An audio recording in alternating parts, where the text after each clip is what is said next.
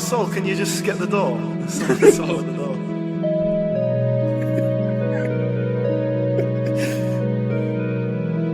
Oh, it's Japanese Bond.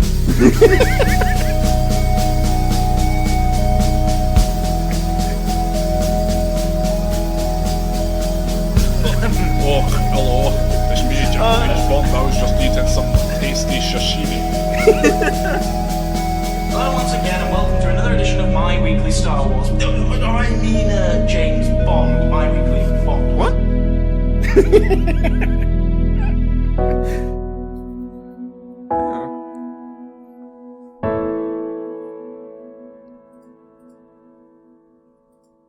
Oh, interesting. Very, very touching tribute to Japanese Bonds. That's what we'll play after we've been killed in a plane accident.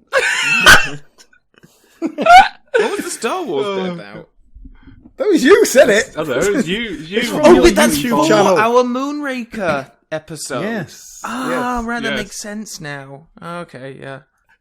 Oh god, that of course was the one, the only Tomo Fallows theme tune extraordinaire. It's getting more and more elaborate. I love it. It's my favourite one. Yeah, I think it's great. I was crying with laughter when I listened to it because it's so oh, serious, nice music, and then hello, it's me, Japanese Bond. He's really talented, actually, with the how you can hear both Bondian elements and Diminishing Returns theme elements. It's really good. That's specifically the Moonraker theme in that one. So. Well, yes. Not that anyone would recognise it. Ooh. Because you forget it as soon as you've listened to it. You say that, but somewhere Shirley Bassey has her headphones in right now and is listening to this. And she's going, yes, the long-awaited return of Japanese Bond. It's been too long. Japanese Bond! Ding, ding, ding, ding, ding. Right. yes, we're back on Bond. I'm Calvin, a man, and with me is another man, Saul. Hello, Alan. And we have another man, Alan. The Moonraker knows. There we go. Yeah, there are no woman with us today. Right, so we're on Moonraker. I think it's been a while since we've started doing these. I wonder if we should recap very quickly exactly where we all stand with Bond. I'm a massive fan. Moonraker is one of my very personal favourites. Mm-hmm. It was the first one I ever saw. It's the one that got me interested in the whole Bond thing to begin with. Calvin, do you have some sort of way of presenting your thoughts on Bond in a more personal way, not just on this podcast? What you do? Yeah, I do. There's an outlet for me without interruption, which is very satisfying. Yes, I have a YouTube channel. What's it called? It's www.youtube.com www.youtube.com. Okay, I've got it so far. What's next? So I'm the big fan of this. HTTPS. I'm the big fan of this franchise, and you two, I think it's fair to say, are not. Yeah, that would be fair. But you have enjoyed some before. Well, ish. There's been one or two. You liked Doctor right. No? Just about. Yeah. So the bar for you guys is all right. That's the high Bond bar, is it? Yeah, so it has been so far. far. Yeah. Okay. I'm generally astounded at the lack of quality across the board. Like, the further we get into this series, it's starting to weigh on me, to be honest. I will say though, and this Moonraker is a good example. The production quality is getting better. It's like it's edited properly for the most part. The actors are acting. Oh man, there's some classic silent movie acting from Jaws. We're about to crash into that thing. Better gun. Yeah, no, this one is... I think we'll see a notable decline in visual quality anyway. By that I mean just the visual presentation, lighting, cinematography, all that kind of stuff declines after this one, I think. Oh, really? I don't know whether they just had... upward trajectory. I don't know. There's something about the next set of movies, the next 5 are all directed by John Glenn, and there's something very TV about them. But these ones, like, and I think Spy Who Loved Me, the one that we looked at last time as well, they have got a really nice... big, cinemascope, cinematic quality to them. I don't know if they just, splashed out on more expensive film stock or what, but... So, coming into Moonraker, Moonraker is obviously one of the most derided Bond films. It's the one where he goes to outer space. Is it, really? Yeah. Yeah, like this, Die Another Day, View to a Kill. Oh, this was much better than some of the ones we've seen recently. I kind of just assumed this was a fan favourite. Oh, no, the majority really dislike it. I mean, the concept of James Bond in space is obviously very silly. It's a classic, silly idea, but it's the concept of James Bond fighting a voodoo priest with magic powers, so a man with giant metal teeth. Yeah, I mean, this is as realistic and down to earth as any Bond film is. Like, they go to space, but it's like they don't teleport into space, they fly up there. It's kind of... They do shoot each other with laser beams. Yeah, but it's as realistic as any Bond film, I mean. Like, it's not realistic. Yeah. Our friend Cubby Broccoli did make a big stink in the promotional material. Is that Cubby over there with you, Alan? Yeah, he just snuck in there, he heard his name. Oh, hi, Cubby. You'll remember this little anecdote, then, that I'm going to tell the listeners, that you promoted this film as being science fact instead of science fiction. Hey, you get it? It's science fact, not fiction. I'm doing Rocky. What's going on? I got Rocky on the brain. Hey! Oh! Yeah, you do it. Science fiction! Not science. Science fiction, we leave that for the ordinary movies, you know what I'm saying? The ordinary movies, the Star Wars, those are kids' movies. This James Bond, we got some honeys in the movie, we got some real honeys, we got the science fact. What the men paying to see. Hey! Oh! So Cubby, was the success of Star Wars any inspiration for this film?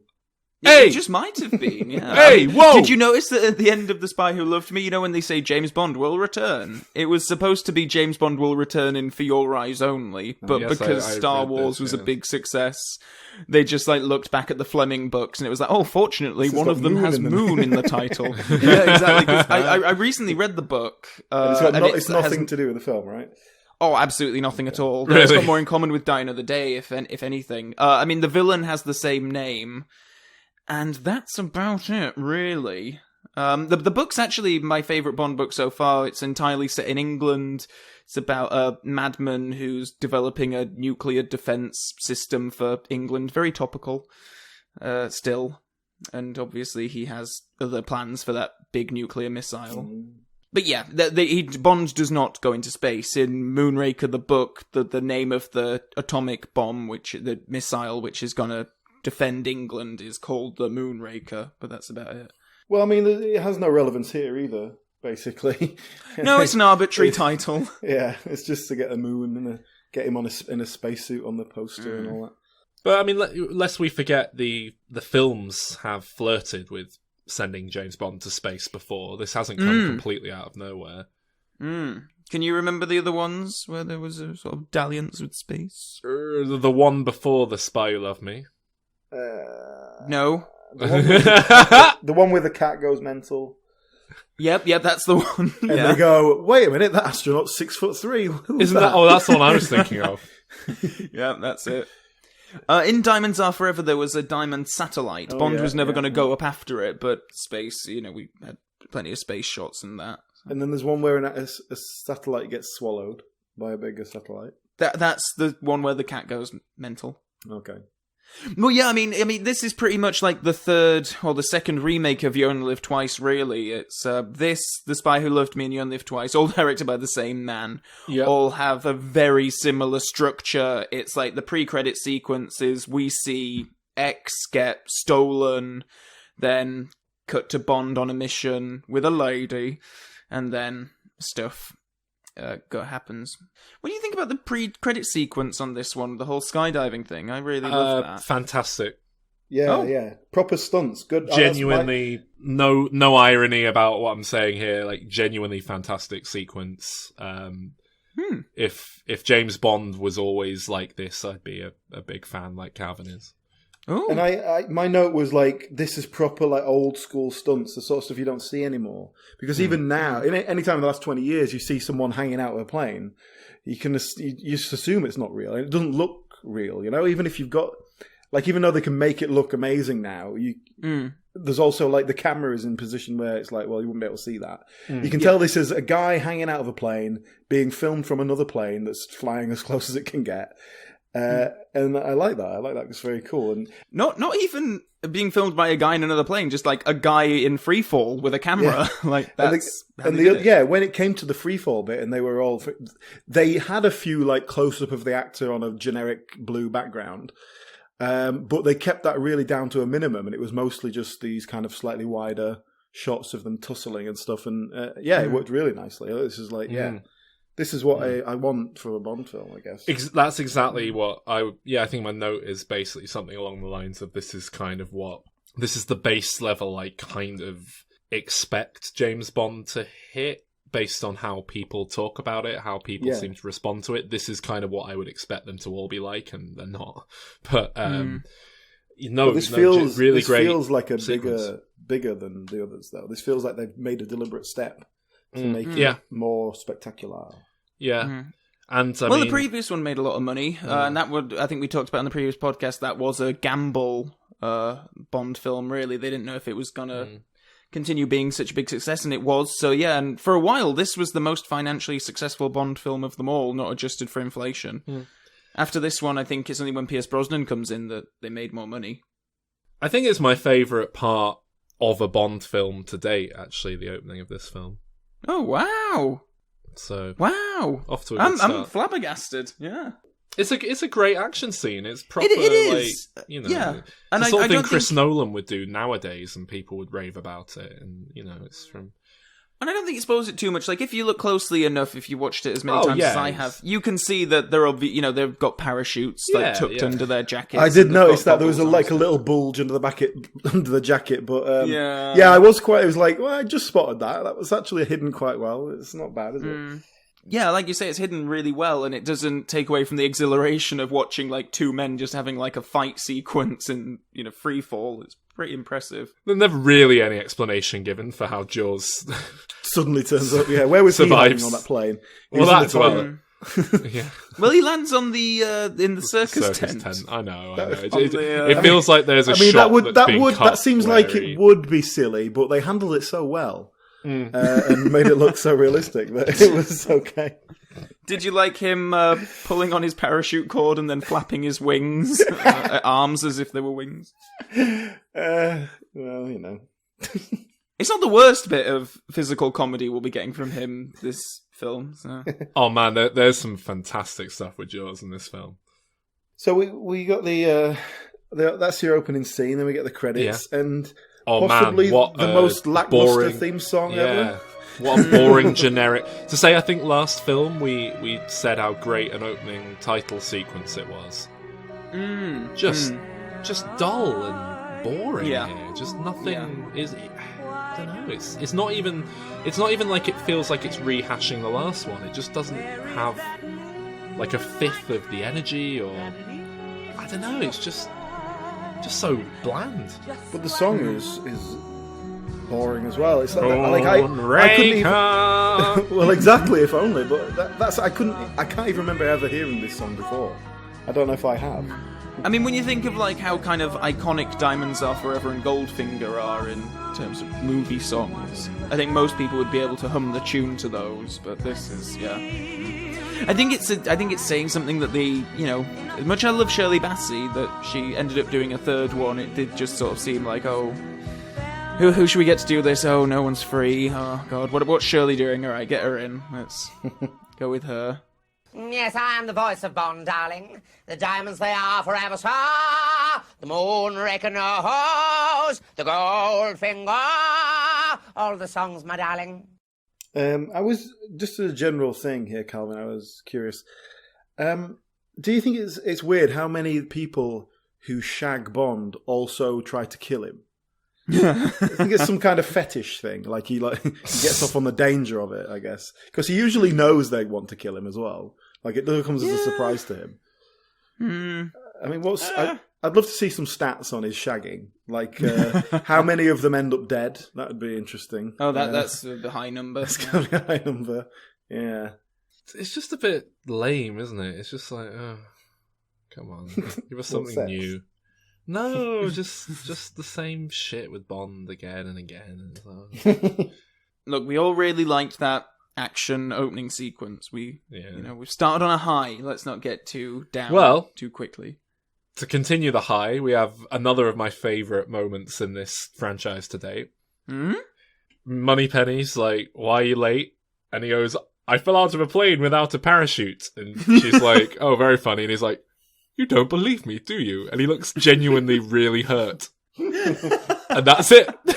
They just leave it there. Yeah, it's an odd bit because there's no joke to it. It's just... He just seems really upset that she won't believe him. Like he's had a really traumatic morning and she's like just brushing it off. And he just wants to sit down and, maybe go to the... spy therapist they've got on the books for when they've had a tough time. Well, that's what Moneypenny's there for. That's why they keep a woman around, so they've got someone to be emotional with. A woman? Well, she gets out in the field later on. She's in South America for one shot when they she still doesn't leave the desk though. I just think it was quite interesting that they would fly the actress out for that one shot. Which, anyway, do you think they did, or do you think it was a bit of clever editing? No. He goes in one door and then she's in the...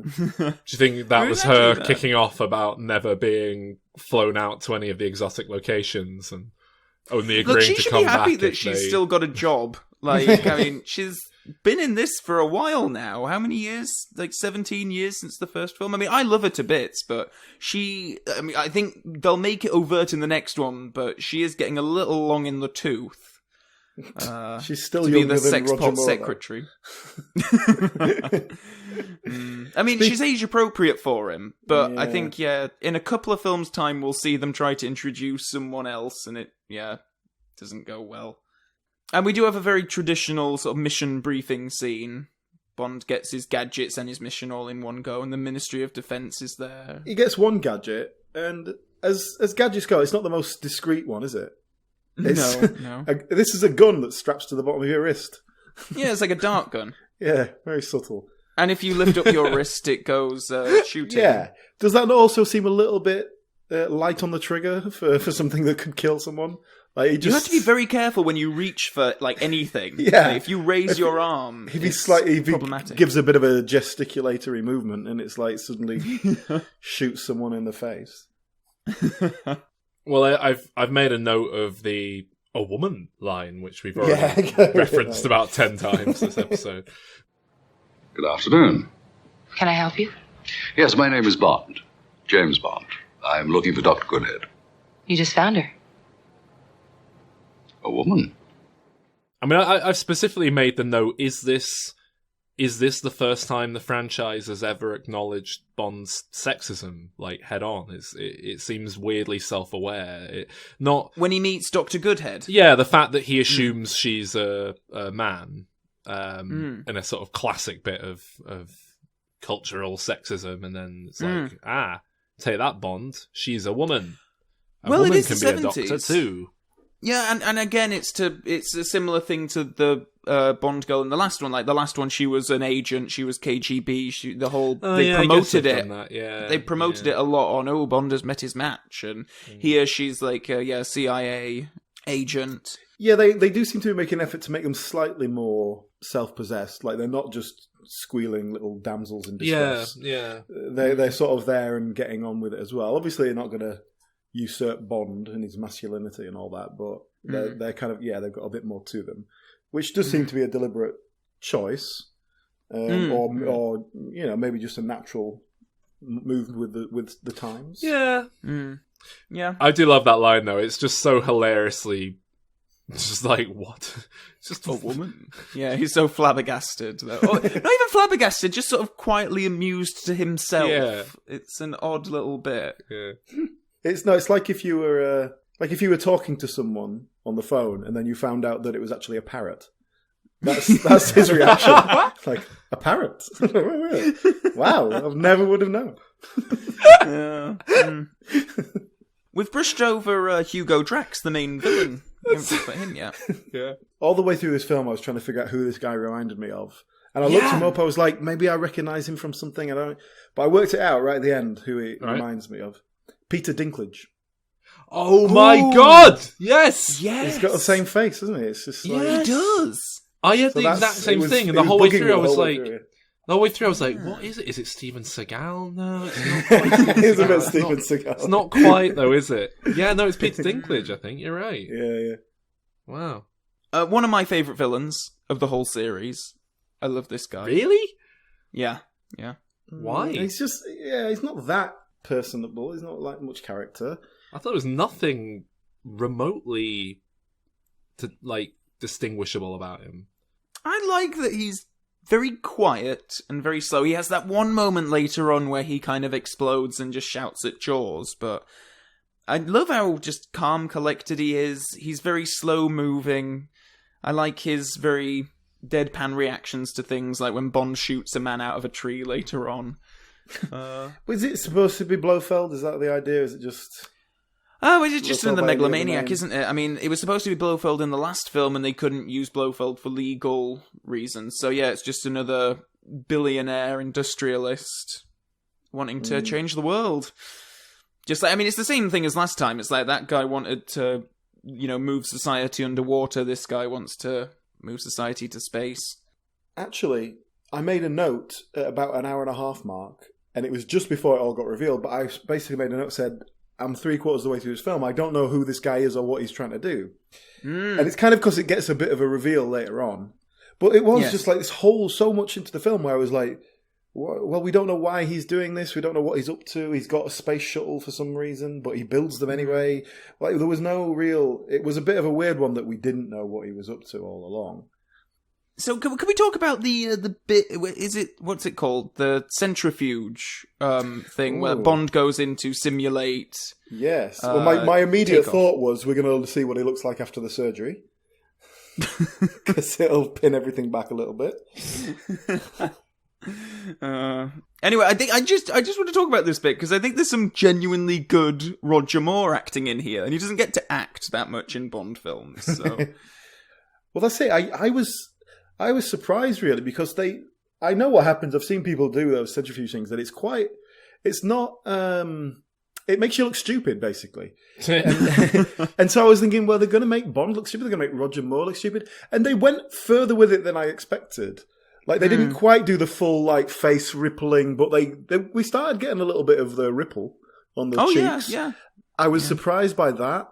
And then... when they actually let him out, he's staggering about all over the place, and he's genuinely like, he's a bit out of it. He can't really defend himself. And even Goodhead is like, let me help you. And he's like, no, because he's like, he doesn't really know what she's been up to. And I was genuinely surprised how much they let us see Bond's weakness. Yeah, they show him vulnerable for the first time in many films, really. No, I really like that scene. Roger does a good job. And interestingly, it features an actual flashback, which is something very uncommon in the Bond films. They have some weird effect where Bond's remembering Q, and then he uses his wrist dart gun to stop the thing and get out. And we saw the same thing in the plane in the opening scene. If you just shoot the altimeter or whatever, that stops the plane from working. And it works the same here.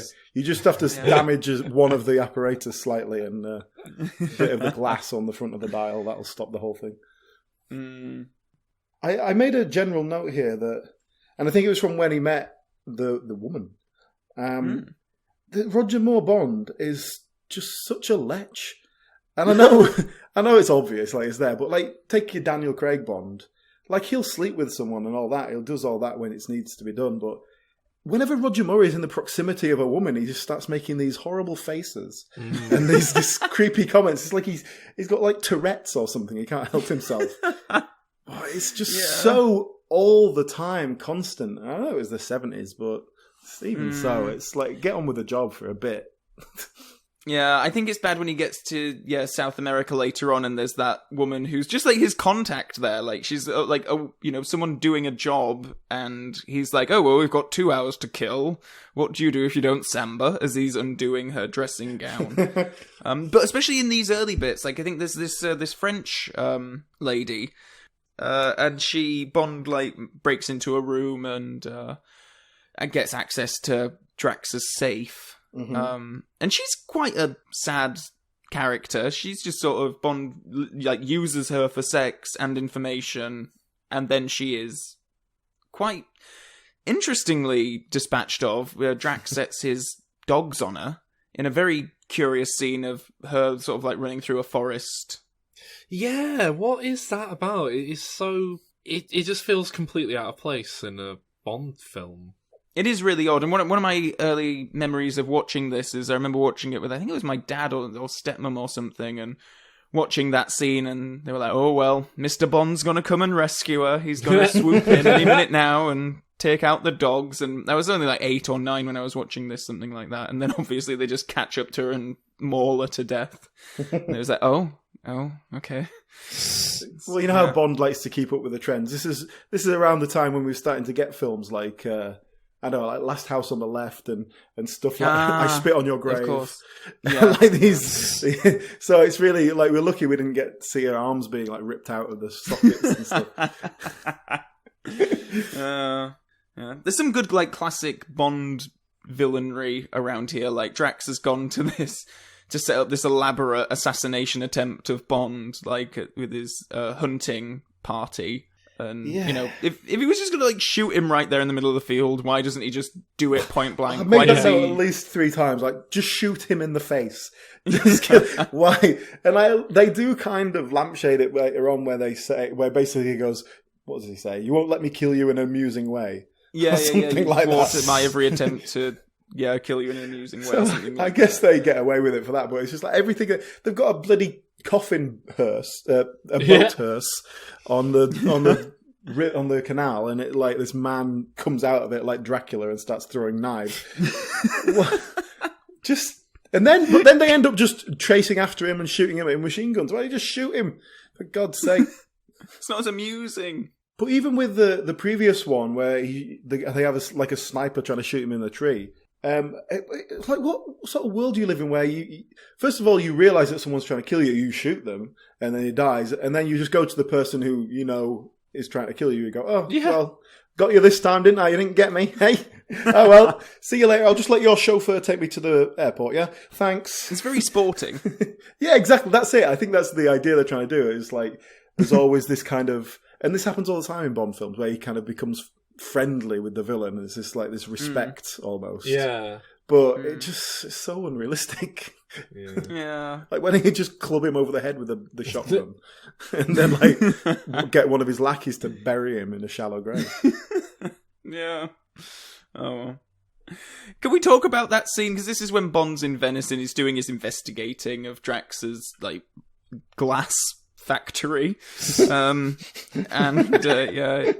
he's getting a ride back to his hotel room on the gondola, as you do, and then he starts getting attacked, and we have a cavalcade of what I presume are some of Saul's favourite comedy cliches. We've got we've got what is normally my favourite, which is there's a guy with a bottle of wine and he looks at the bottle. Yeah, it's not quite like it needs to be. He takes a mouthful of it and then he does a spit take, and he throws it over his shoulder in a very dramatic fashion.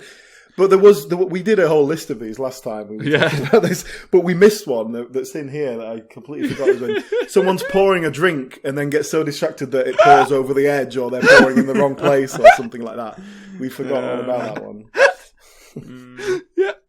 That's good. Well, yeah, of course there is a pigeon. With a pigeon, yes, exactly. How did they get it to do that movement? I've ever told you guys about this. I might have alluded to this about them. Yeah, I might have even talked about this in another podcast, but I did ask I went to a special screening of Moonraker where they had a Q&A afterwards with like one of the stuntmen, one of the special effects guys, and the assistant director.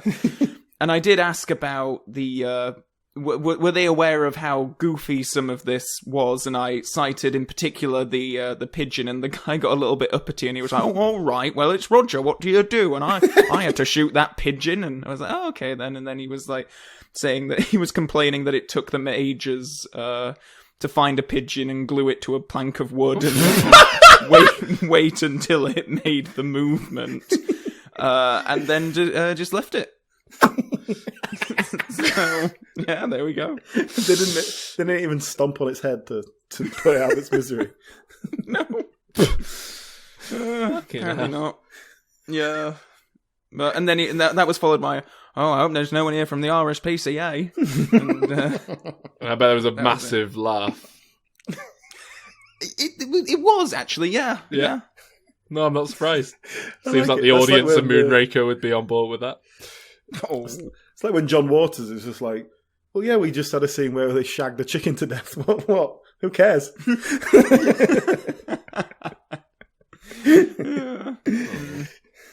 That thing when he comes out of the water, it's supposed to be a hovercraft, isn't it? That's the idea. Yes. Okay. His gondola turns into a hovercraft. And the fact that it doesn't look or move like a hovercraft at all, it's just something And then we got away with. He very proudly drives it through one of the more prominent tourist sites in Venice. That's again, like, we've been making similar complaints about the villain, but what is all this shit about? Are these gadgets meant to be inconspicuous? He's a spy. It's like the weirdest fucking thing he could do to get attention to himself. Just drive a fucking hover gondola through a busy square. Plus, well, he's also like handing out business cards, going, "Oh, it's Bond, James Bond. I'll be using that name all the time." There you go. Well, this is it. He looks very happy with himself as he's going through. He's just like grinning away, and it's not as if he's driving through it. He's literally driving around in like a circle, just in this square. They cut to like a wide shot, and he's just like, he's not turning or anything. He's like, "Oh yes, just do this." I don't know what your next notes are, but Bond does more investigating here and discovers this nerve gas that Drax is developing, which is gonna have no effect on animals, but is going to kill humans. One of those things that you can distinguish between humans and animals very easily with a nerve gas. Sure, that happens. We do have a cool fight sequence, though, where Bond's like got one of the little vials in his top pocket and someone's trying to bash him to death. In the glass factory. I was wondering earlier on when he's in the glass factory, I was like, why are they going to so much effort to sort of establish this room full of expensive glass objects? And I don't know why it didn't occur to me that they were going to have a fight in there later. But it's like it's like, how much of this room can we smash? Let's try. Well, it's not as good as that room full of bells from that previous film that they had a fight in. It wasn't the previous film, it was on Her Majesty's Secret Service. But there was also a little weird reference to Close Encounters of the Third Kind. That's what I wanted to talk about. What is that? But that was another a space alien kind of film. I know, it's so bizarre though. It's like if Quentin Tarantino made this film, or it's just like this weird reference to a film that's like tangentially related. That doesn't. It is very odd. It's very odd for Bond to be making those kind of pop culture references. Yeah. It wasn't even by this point, in fact. It was much later than this, where I was thinking, that's definitely Roger Moore in a spacesuit on the cover of this DVD. When do we get into space? I started to think, I'm sure this is the one where they actually go to space. Am I accidentally watching like one of the earlier ones, or have I confused it with one of the later ones? Or that is a common criticism about this one, that it does take far too long, because even after all this Venice stuff is done, there's we loads have more, they go to Brazil.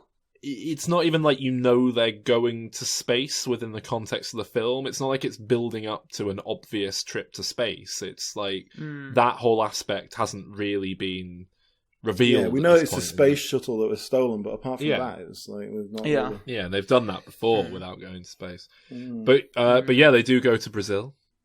Yeah. We get more Jaws, touristy stuff. Jaws dressed as some sort of hell clown. Oh yeah.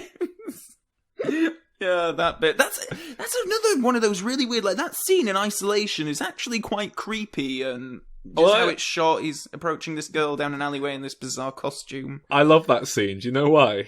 Why? The bit where he tries to cross through the stream of people that are like coming down the street, and he gets swept away in the sea of people.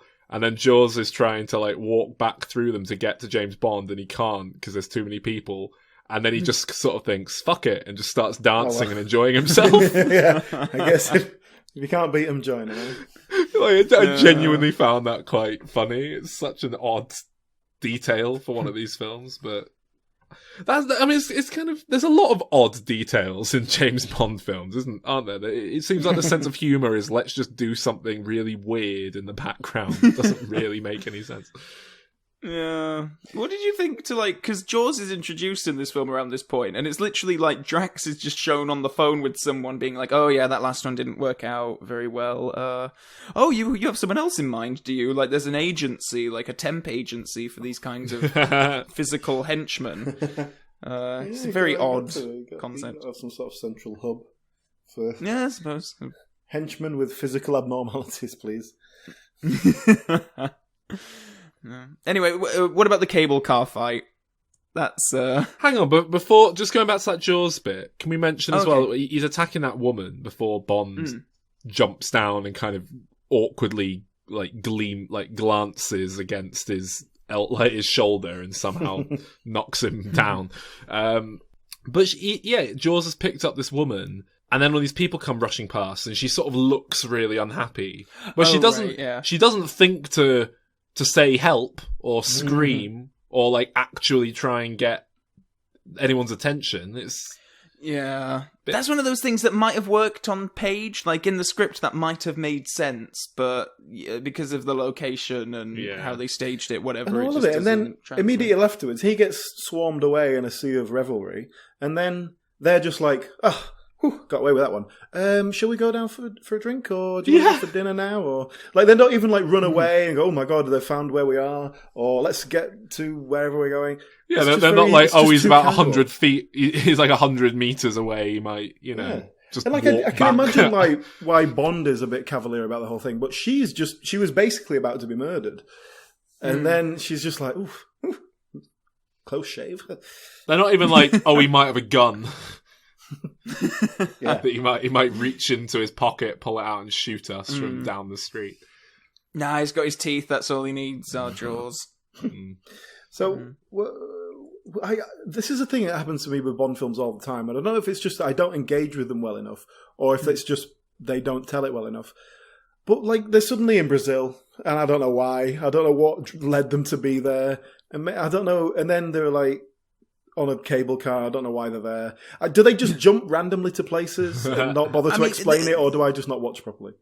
This one is one of the more egregious in that regard, I think. It's like much later on, it's Bond is sent to this particular, part of the Amazon because Q's like, yes, he's using this plant which grows in this area, and circles what is geographically like acres and acres of acres.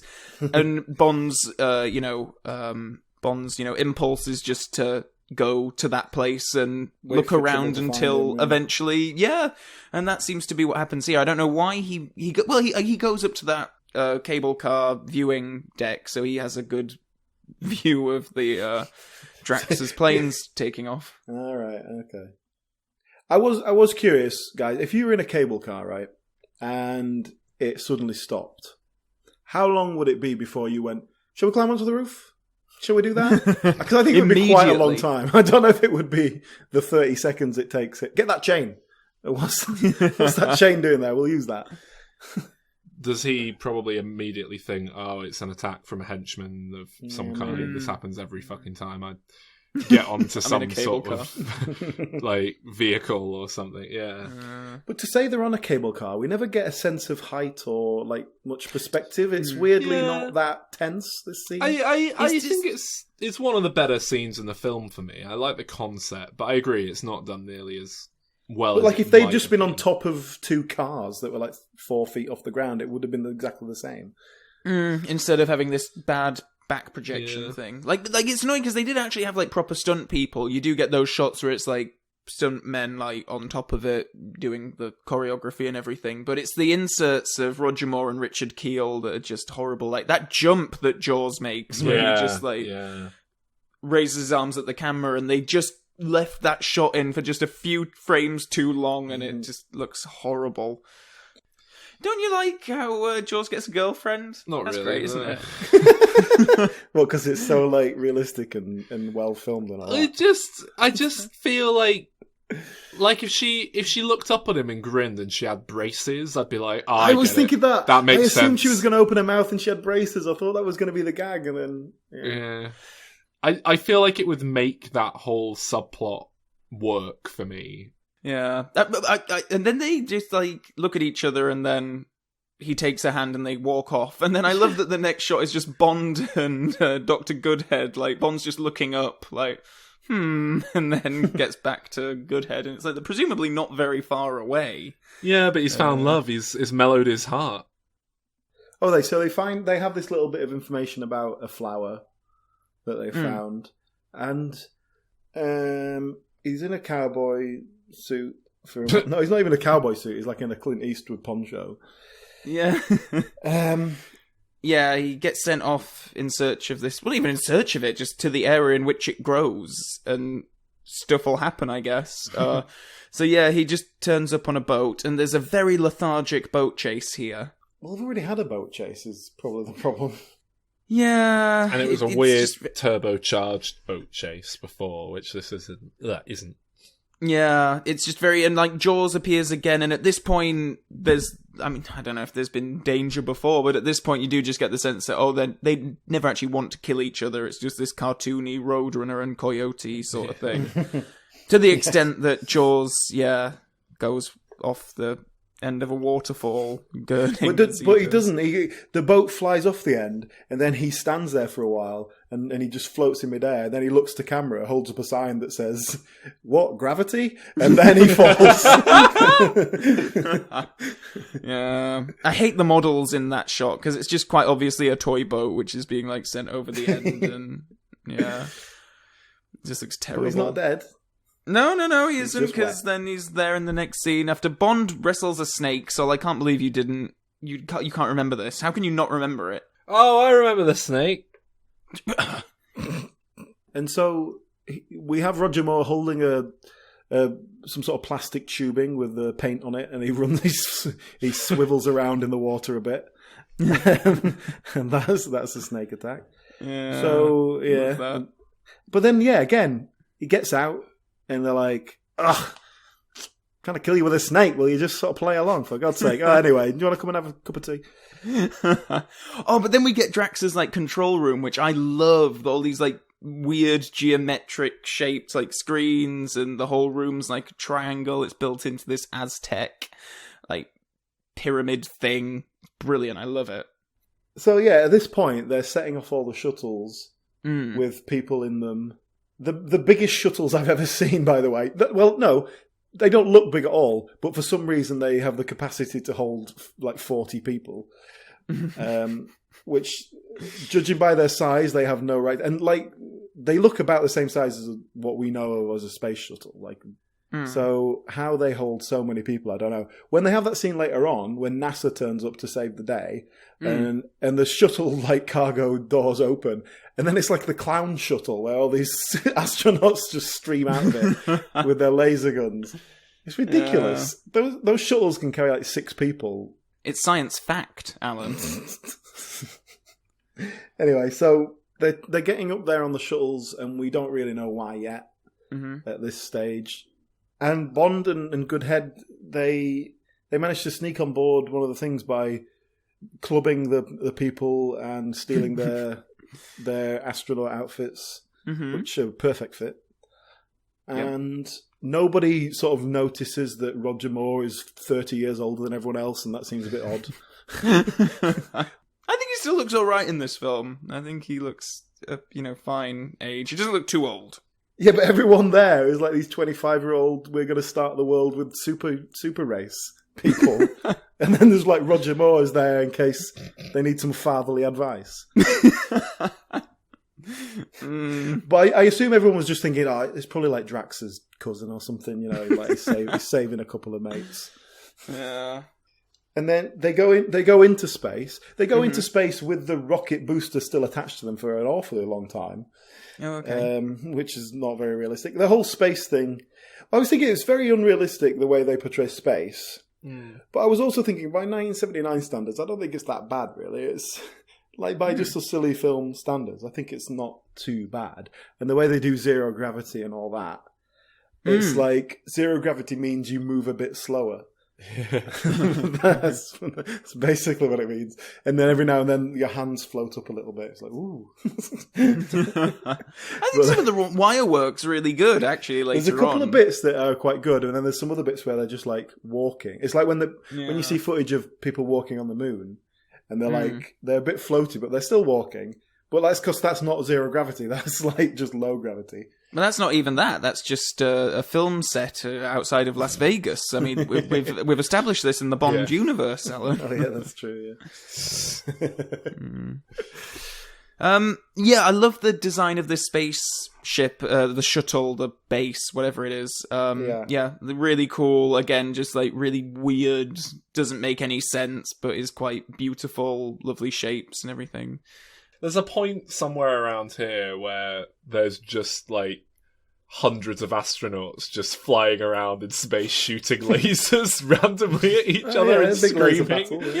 No, we can get there. It's just so fucking ludicrous, and like, where's Wally, and like, what is going on? There's 100 astronauts flying around randomly, shooting random lasers in all directions. It's just like, what is... You're just sat there thinking, this is James Bond. What is going on? It's weird that they had these 100 astronauts like ready and waiting on Earth for like the call, because they get up there ready pretty and quickly. waiting. They must have had a shuttle ready.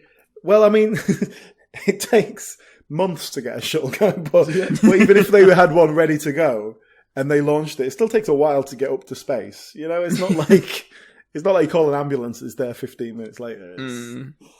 This just like happens in like half an hour sort of thing. Goodhead puts out the alert, and they're like, yes, of course. But they don't even put out an alert. They just make them see that there's a ship there.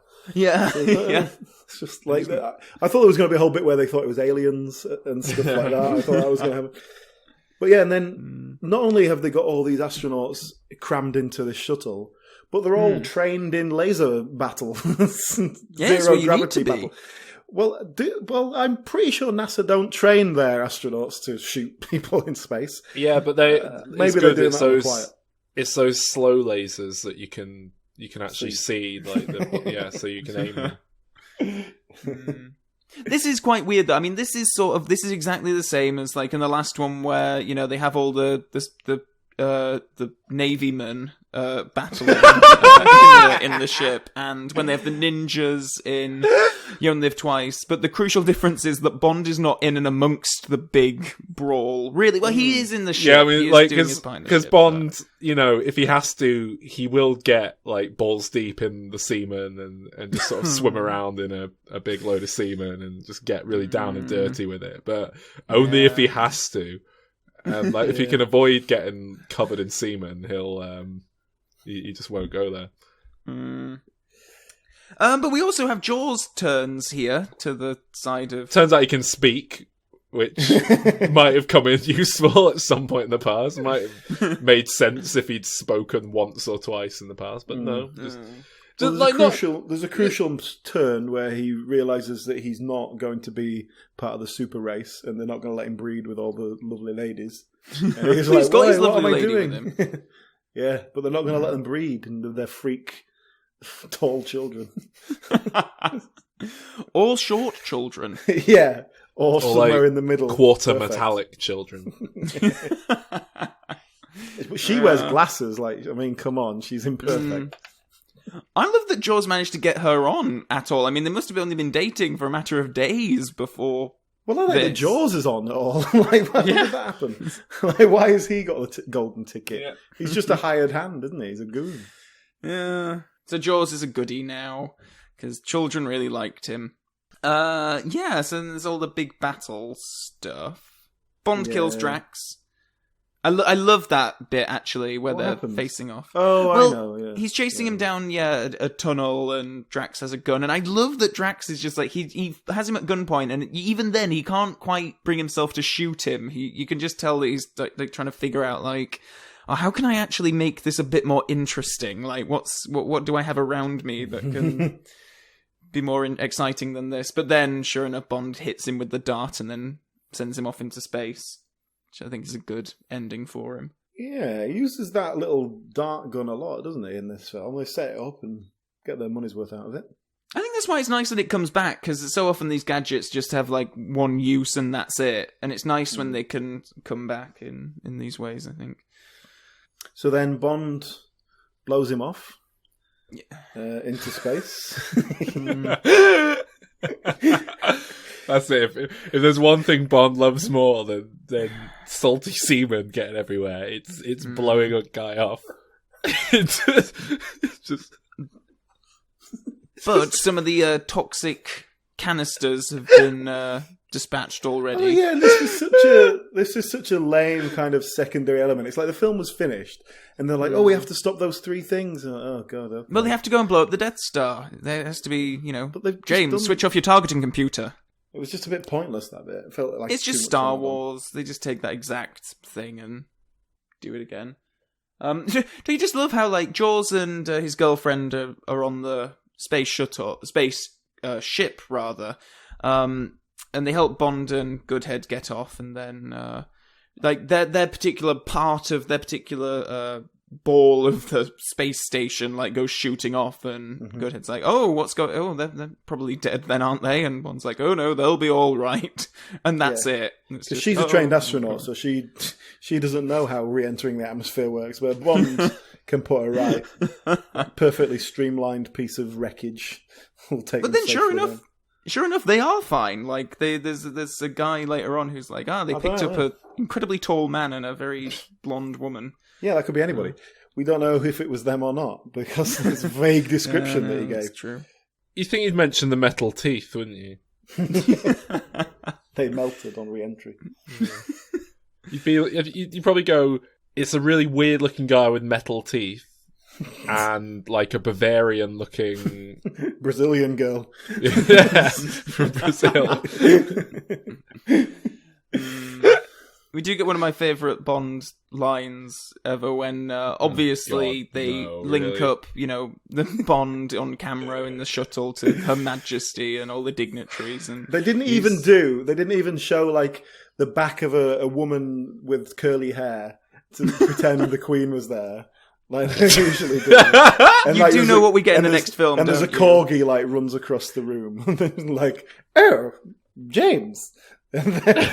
You do know what we get in the next film, don't you? No, apparently not. That is. Okay, exactly. then. Just put a pin in that, Alan. But that's the Johnny English approach, isn't it? Just have an old woman holding a corgi from behind. Oh, just wait until the next film. I can't wait for this. Okay. But yeah, and then the line, good God, what's Bond doing? I think he's attempting re-entry, sir.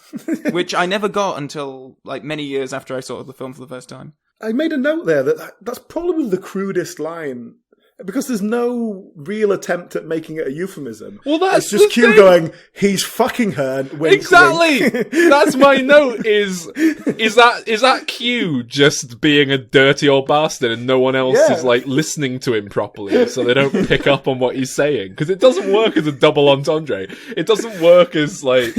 Oh, I see. He's attempting to come back into the atmosphere, of course. Because he's clearly not. They go, no, he isn't. He's fucking that woman. That's a really crude way of saying he's doing that in this professional setting.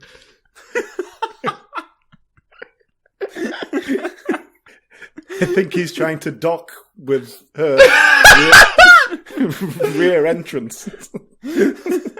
I think he's trying to mop up all the salty semen, sir. Oh no! Oh, there's like seafaring men in the next film as well. I'm sick of this. Oh god! And then of course there's a disco ending because it's the 70s and they couldn't help themselves. I prefer that version of the song though. The main title one. It's a bit funky. I've actually bumped this one down, Calvin, from my previous viewing. Oh, what? No! What was it on your previous viewing? I used to have it as a 6. Now it's a 5. Yeah. I'll tell you what, there's some fantastic scenes in this film. There's some really great moments, but it's just so boring in between them, and it's not enough. Actually, I found this one quite watchable, to be honest with you. It was sort of it was strangely long. Like, it is nearly 2 hours, isn't it? But also it just feels like so much. I think it's because this whole space thing is just the last half hour, and it feels so separate from the rest of the film. So it makes it feel like you're watching more than one film in somehow. Roger, more than one film. I did genuinely enjoy it. I gave it a 6 out of 10. Generally, I did generally enjoy it, and so that's pretty 6 good. out of 10. It was all right. This one, but 6 out of 10, all right. Like, by Bond standards, that's pretty good. By Bond standards, I think it's still one of the better ones I've seen so far. I'll give it a 9. What? One of my very favourite. One of my very favourite Bond films. And, the first one I saw, huge nostalgia for it. Yeah, it's great. It's kind of sad that this is Bond Goes to Space done and dusted, though, isn't it? Yeah, actually. He doesn't go back to space, does he, ever? No. And, how good would it be if Daniel Craig went to space? Well, yeah, I mean, they do that in one of the video games. In 007 Legends, they basically remake Moonraker. 007 Legends. Yeah, I know, it's a really bad game, don't get me started. But, they remake Moonraker, or select bits of it, with Daniel Craig. So it's just weird having Daniel Craig fighting Jaws. Actually, Jaws pops up in a Pierce Brosnan Bond game with Richard Keel's likeness, and it was like an original story. It's like, basically a Bond film, but in video game form. So that character still pops up and is very popular. What would a Daniel Craig Bond film in space look like? Like Gravity? Yeah. Which would be good. Imagine Gravity, but she's getting chased by Jaws the whole time. It'd be good, wouldn't it? Yeah. I'd be all for them going back again. I think now, I mean, the next film in the series that we'll be looking at is a very blatant, course correction. They talk about bringing it back down to Earth and all that kind of stuff. How was this one received at the time, then? It's not... I know it's kind of pointed to as peak Roger Moore, so it's kind of it was derided by a lot of people who were, making fun of Bond getting silly, but then it's often the one the Roger Moore fans like. But, when this came out, did people think it was stupid? Well, what was the reaction? Oh, yeah. Yeah, it was still sort of perceived as oh god, this is way over the top now and all this kind of thing. But it was, nonetheless entertained a lot of audiences, and I think public reception to it. And I think there was just a general appetite at that time for space adventures. There was all kinds of space films getting greenlit. And Star Trek the motion picture. Same year. Alien came out this year. There's Black Hole around this point. So that's why it did really well financially. But then, which is even more interesting, you make the most financially successful Bond up until that point, and you decide to course correct completely for the next one. Also, I think, they needed to make the budget a bit smaller, so... yeah. Cubby's got his eye on the purse strings there. Yeah. He doesn't mess about. Yeah. Hey, I've got a little mini quiz for you, Calvin. Oh, hey. The DVD I got this on, I found it in a charity shop. All right. Now, I'll give you some idea of the date this was made. In the little booklet that comes with it, it's got all the DVDs that are part of this collection. All right. And the last one in it says, "Coming soon, die another day." So it's actually before that came out. The concept of this little booklet is that it's a James Bond's passport, and then all the information. Oh yeah, yeah. And it says here, right, name Bond, James Bond. So I want you to see if you know the other details about James Bond. Shit. So firstly, height. 6'1". That's 183 centimeters. It says here. For some reason, it's metric, but yeah, that's right. Weight, which is also in metric actually, but I'll convert it for you. I don't know. I mean, I would guess at 12.5 stone. Yeah, that's about the same as Sol, as we'd found out last week. Oh, really? Yeah, 76 kilos, it says, which was about 12.5 stone. I'm So about you're about 183 6'1" as well, aren't you? tall as well. Yeah. I'm 6 foot, not 6'1", but I'm pretty sure it's like 183 We could be talking to the next James Bond. Well, Idris Elba.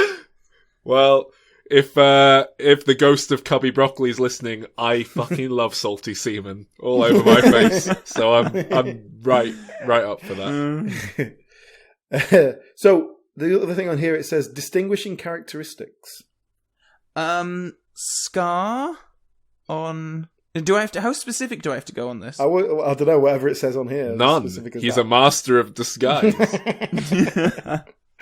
There's a scar on the back of his right hand. Okay. Is that one? Yeah. Dark hair, blue eyes. He's got a birthmark in the shape of the Union Jack. Well, this is specifically like physical, scars, basically. What else has he got?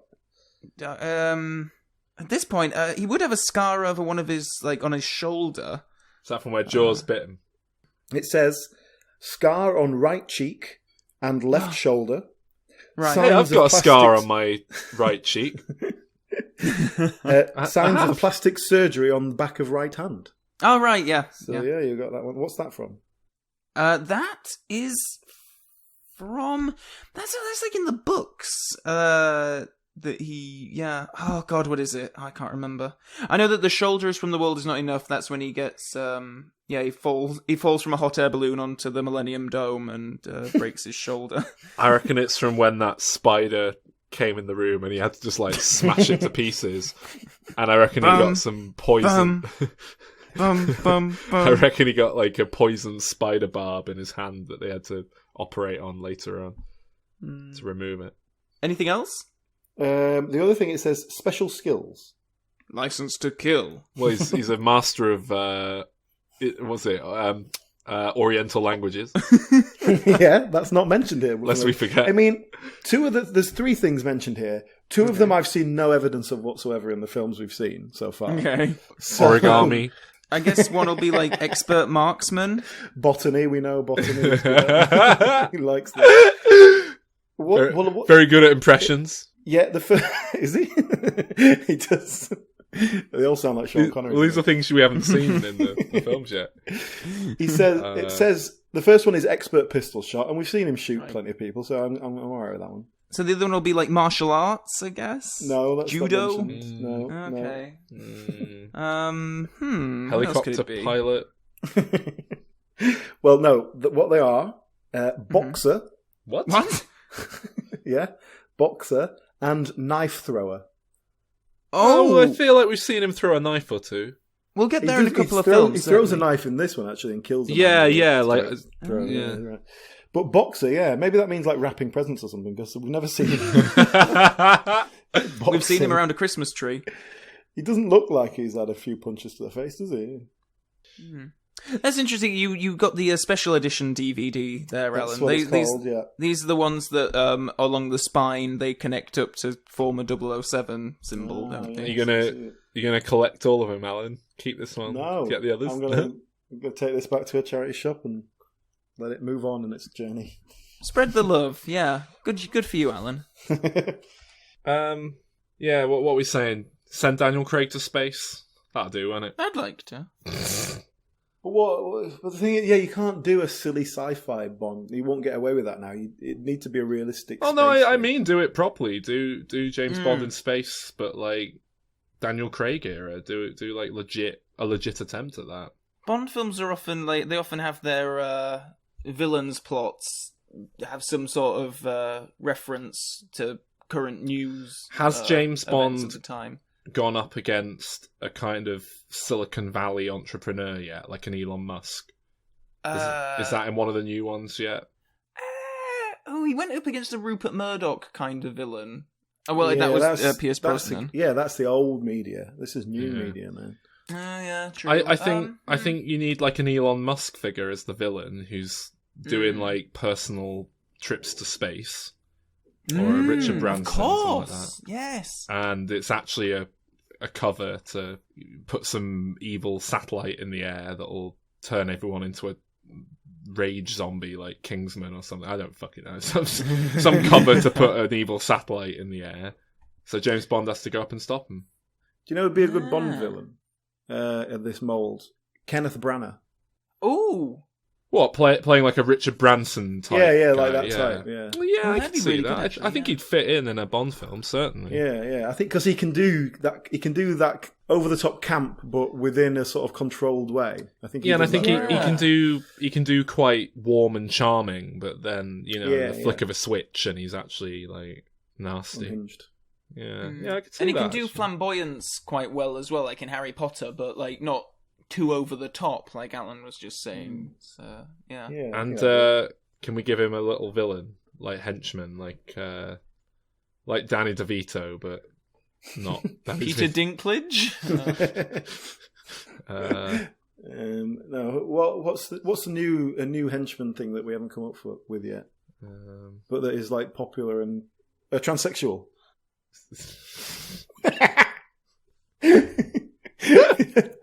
A drag queen, not a transsexual, because that's a bit too real, isn't it? A drag queen.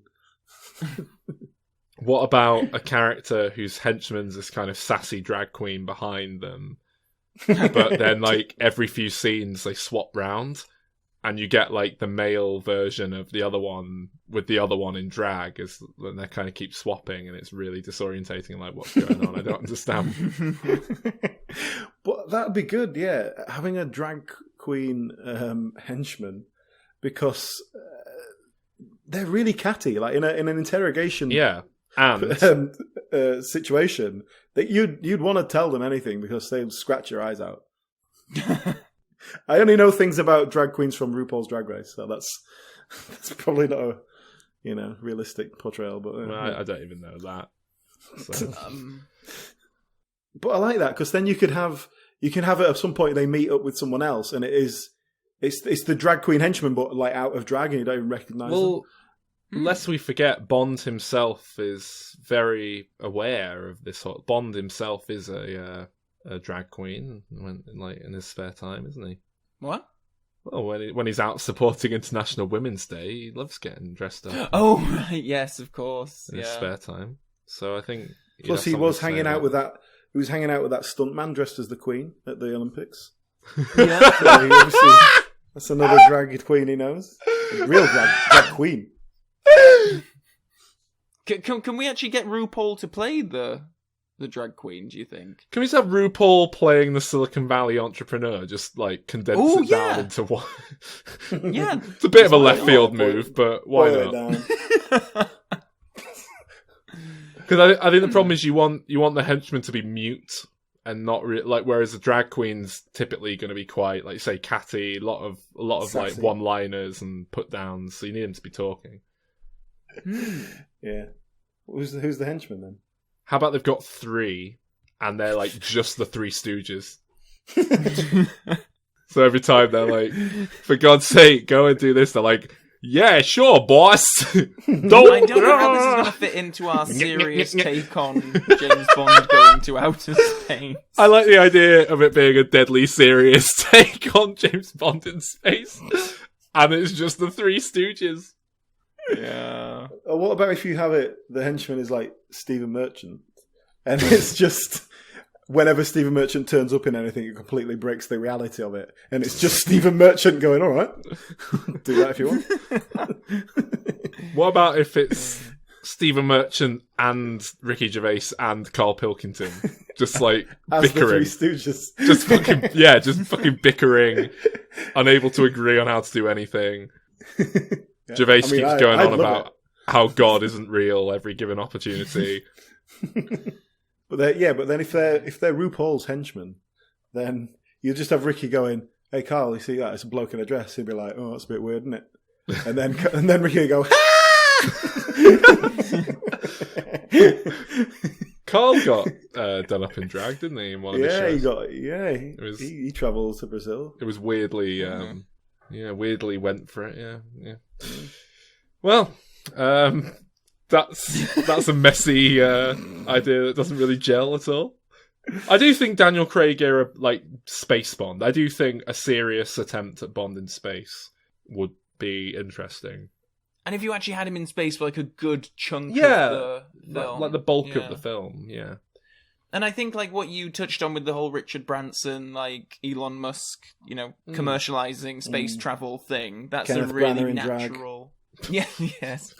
That's just a natural way And of going. Has Bond ever... Like, Bond could actually use a jetpack and it wouldn't be, like, too stupid if it was one of those out... Like in Gravity, like a proper space one with little, like... little bits of pressurized air or whatever it is blowing out, rather than just a flaming propulsion thing.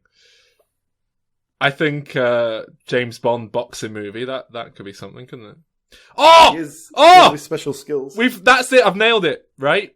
Silicon Valley entrepreneur, his henchman, ex-heavyweight champion of the world, called like Rocky, played by Sylvester Stallone. Rocky Barbosa. But he's mute. He just goes, "Hey, yo!"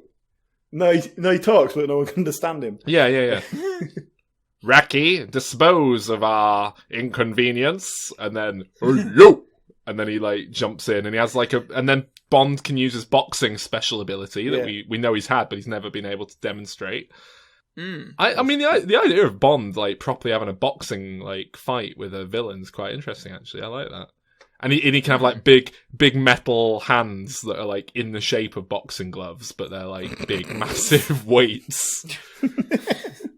Can you see Roger Moore in a boxing film? I could see him boxing a kangaroo. Like that level of film, but like he's not happy about it afterwards, and he ends up campaigning for years about like how cruel it is to make kangaroos box for amusement. I read on IMDb's trivia that he was not a fan of having to film the scene where he shoots a guy out of the tree in this film, because really? He felt it was promoting blood sports that he did not approve of. Oh. And that he Well, regretted. if anything, he chooses not to shoot the bird and shoots the man who's trying to kill him, which he does a lot in these films, so he can't really have a problem with that. It seems, And it does sort of, even Bond even has a little kind of dig at Drax about, not if you're a pheasant. He's like giving him a bit of passive-aggressive anti-hunting stuff. It's a bit of Roger Moore bringing part of himself to the character.